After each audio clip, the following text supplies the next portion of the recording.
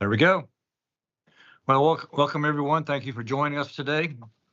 As chair of the audit committee for the Tennessee Board of Regents, I'm calling this meeting to order on the 18th of February, 2026. Madam Secretary, would you please call the roll?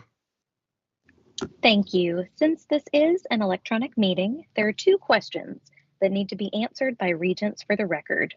Right. First, can the regent simultaneously hear and speak with others participating in the meeting? And second, is the regent alone in the room? If the answer to both questions is yes, the regent can simply answer yes to both. Anyone who is not alone should identify any other people present in the room with the regent. When I call your name, please answer these two questions. Regent Bradshaw. Yes to both. Chairman Burdine. Yes to both. Regent DeWitt. Yes to both. Regent Kastner. Yes to both. Regent White. Yes to both. Thank you. Mr. Chair, you have a quorum, but I'll now check for other board members who may have joined or who are on the line. Governor Lee, Regent Branscombe, Regent Davis. Yes to both. Regent Gentile. Yes to both. Regent George. Regent Harrell. Yes to both. Regent Harriman. Yes to both. Commissioner Holt. Yes to both and present. Thank you. Regent Powers. Present, yes to both. Regent Emily Reynolds. Here and yes to both. Commissioner Reynolds. Regent Richardson. Yes to both. Regent Spurgeon. And Regent Stevenson. Thank you, Mr. Chair. You do have a quorum of audit committee members. Thank you. Thank you, ma'am. First on the agenda is the informational reporting, so I'm going to call on our Chief Audit Executive, Mr. Mike Batson. Thank you, Chair Burdine. Thank you, board members and TBR audit staff. I appreciate everyone being here this afternoon. We do have sort of a short agenda this time around. With the holidays, we don't have quite as many internal or external reports that we normally do, so it'll be a little bit shorter, I think, today. Covering the highlights, first, as always, we'll start out with the recommendation and finding logs, starting on page 3. Just to point out for Chattanooga State, they had 3 recommendations that have been closed this time around for this past quarter. For Southwest, they have 2 recommendations that aren't closed yet, but they're related to IT security, and they are making good progress with those. So I'm glad to see the status there for those. On page 5, there are 6 recommendations for TCAT Memphis that have been completed and closed out. So great for them to make progress on those. Next up, state audit findings, which we have not had in a while, but on page 7 for Cleveland State for their audit findings and recommendations, there are no updates on those, but our office, since they do not have an internal auditor currently, our office is working on the follow-up to those findings and recommendations, and we will have a report probably mid next month for y'all, but we have requested information. We've gotten a little bit back, but still working on that, just really getting our feet wet on that. So hopefully they've made good progress with those findings and recommendations.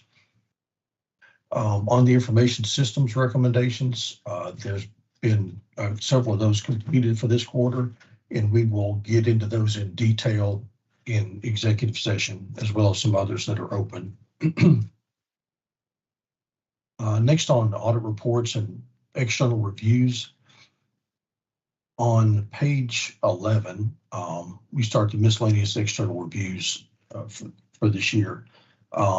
Tennessee Small Business Development Center grant monitoring reviews at both Chattanooga and Roane, which had no material exceptions. So congratulations to those 2 schools. THEC had a program review of Ball State, again with no substantive discrepancies noted. So congratulations to Ball State. That was on page 16. Then moving to federal reports on page 17, we had 4 VA compliance surveys this time around. Both Northeast and TCAT Henry Carroll had no discrepancies, so congratulations to them on their reviews. Then 2 colleges, Walters State and TCAT Murfreesboro, did have recommendations or discrepancies. Walters had 1 minor discrepancy, which they were able to immediately correct at the time of the audit. I do want to note that Walters was commended for their VA office's record keeping, hospitality, and as well as the Veterans Lounge, study areas, snacks, and quote, amazing pool table. So congratulations to Walters on that note. Glad to provide great facilities again for our veterans. TCAT Murfreesboro had several more significant discrepancies that Regina Watkins and Jonathan Button have been helping them work on. They've had quite a bit of turnover with their school certifying official in the last few years, including the most recent one during part of this audit. Right now, Dr. Watkins from TBR is helping them sort of as an acting school certifying official while they get the new school certifying official, the primary person, trained. She started at the beginning of this month, and they're getting her up to speed and hopefully get things in the right order there. But thank you. And I do want to thank Dr. Regina Watkins for her help at TCAT Murfreesboro and filling in. Next up, we have our internal audit reports, just a couple this time around. Columbia State had an athletics compliance review. We required these this past year, so the recommendations here are pretty typical of the ones we've seen before. Financial interest or conflict of interest disclosure statements. There's a recommendation that they monitor those as well as provide more information to incoming coaches on the requirements for getting those completed so that they do stay up to date. And that has been pretty typical of the colleges in terms of athletics. Next, 2 TCAT audits, TCAT Harriman Internal Control Review, which is on page 24. There was 1 recommendation and 1 observation. The recommendation was accounts receivable collection procedures did not adhere to the TBR guideline to ensure the first collection letters were sent out within 30 days of the debt being incurred. The pretty easy fix there for them to make sure they do set those calendar dates as those things arise. And then just a reminder that the policy for TBR cash collections requires a weekly deposit. I think we found 1 instance in our test work where the deposit was not made within that 1 week. Again, one for our testing is not bad at all, but just a reminder there. TCAT Henry Carroll on page 25, very similar, just a reminder to ensure that deposits are made weekly in compliance with our policies. Chair Burdine, that covers the audit reviews and reports highlights. And next, I will move on to internal audit updates unless anyone has questions for any of the reports I did not cover or those that I did cover. Mr. Seeing Chairman, none, I'm sorry.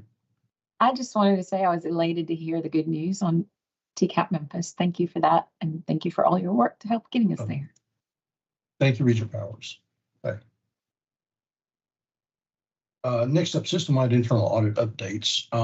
First is, you may know, the state audit for the TBR Central Office for fiscal year 24 and 25 has started. Technically, they started just before the Christmas holidays, but really just got their feet on the ground, figuratively, in January. So Vice Chancellor Fox's area is working very closely with them. We're trying to help out also, but that seems to be going smoothly. We were going to have an update yesterday, but they said there was really nothing to provide an update on yet, that things seem to be going well. So we will keep you updated on the state audit for the central office as we move forward. Um, Next, for our updates, open internal audit positions. I have some good news and bad news. As you know, this has been going on for quite a while. But first, the good news. The vacancy at Walters State will be filled effective March 2nd, which is great. Glad to get that one filled relatively quickly with Dr. Reyes in.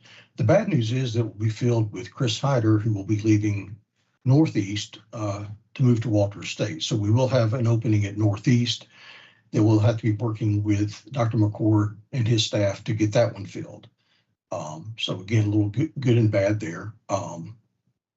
Cleveland is still open, but we've really put that one on the shelf until we get a permanent president in.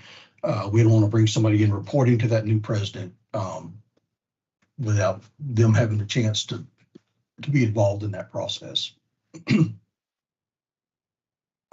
One sort of housekeeping note for the record, the TCAT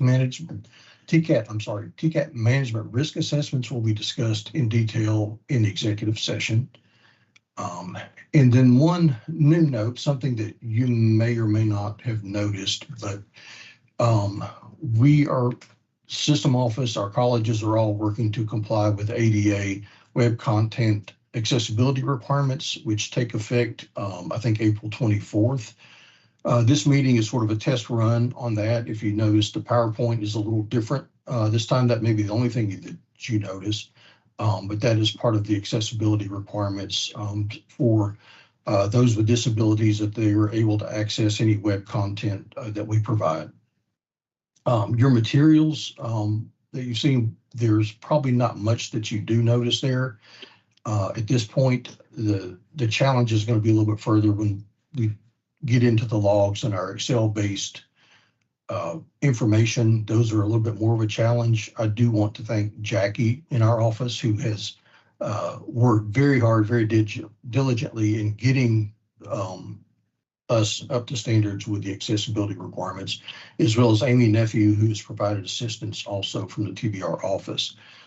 Again, this was sort of a test run, but going forward, you may notice some changes, and we may roll those out to you. Say for our recommendation logs, we may have to truncate some of the information we provide there, provide that in other ways, or divide things out into different formats. So you may see some changes, probably in the more Excel-based information going forward. And we will try to keep you apprised of those changes if there's anything significant, but still working on those.